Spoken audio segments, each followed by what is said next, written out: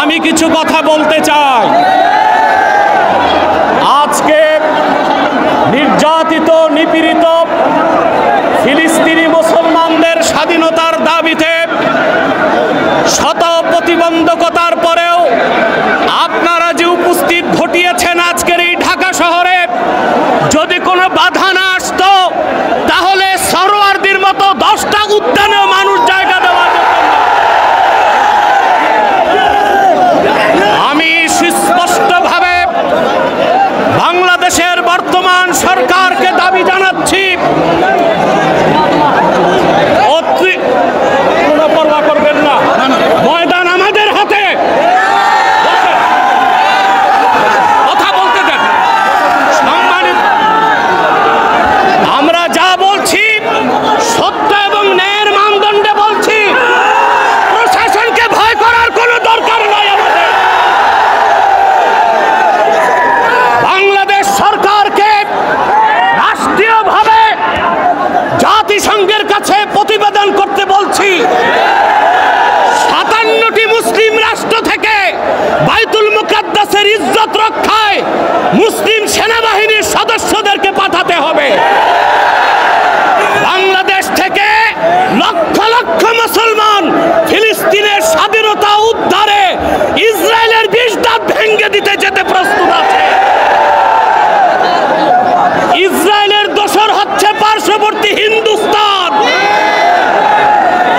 ইসরায়েলের চিরবন্ধু হিন্দুস্তানের সাথে বাংলাদেশের কোনো ব্যবসায়িক চুক্তি হতে পারবে না, কোনো রাজনৈতিক চুক্তি হবে না। 16 বছর ফ্যাসিবাদকে লালন করেছে ভারত। ভারতের দালাল ও দোসরদেরকে বাংলাদেশে রাজনীতি করতে দেওয়া হবে না। আমি তাহরিকে খাতমে নবুয়ত বাংলাদেশের পক্ষ থেকে আপনাদের কাছে একটি আবেদন করছি। আমাদের স্লোগান হচ্ছে মাসলাক যার যার, দিন ইসলাম সবার। আজকে তার প্রমাণ তাহরিকে খাতমে নবুয়তের আমির দেখাতে পেরেছে।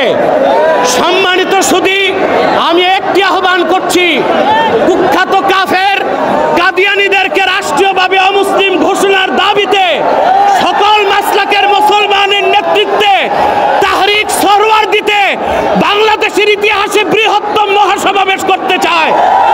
কারা কারা প্রস্তুত আছেন হাত তুলে দেখান। আখির দাওয়ানা আনিল হামদুলিল্লাহি রাব্বিল আলামিন।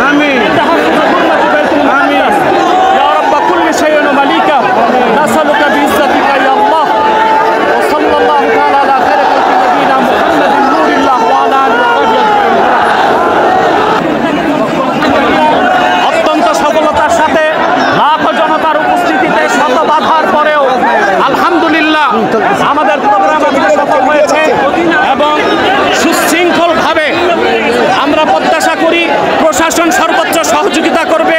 সুশৃঙ্খলার সাথে জনগণ ফিরে যাবে নিজ নিজ অবস্থানে।